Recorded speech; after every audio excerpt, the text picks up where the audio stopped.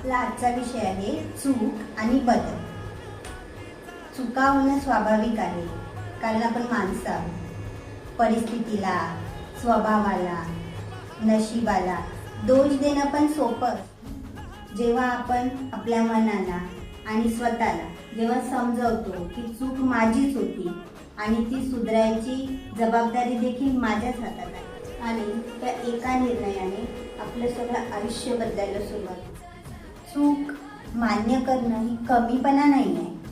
चूक मान्य करणं ही आपल्या आयुष्याची पहिली पायरी असते. तुमचा एक निर्णय आणि आयुष्याची पूर्ण चूक स्वीकारून ती बदलण्याची ताकद फक्त आपल्यातच असते. मी तुम्हाला सांगते, चूक स्वीकारा, सुधारणा करा आणि आपल्या एका निर्णयाने पूर्ण आयुष्य बदलवा. जर तुम्हाला हा माझा व्हिडिओ आवडला असेल तर लाईक करा, कमेंट करा आणि शेअर करा, आणि माझ्या आयडीला फॉलो करायला विसरू नका.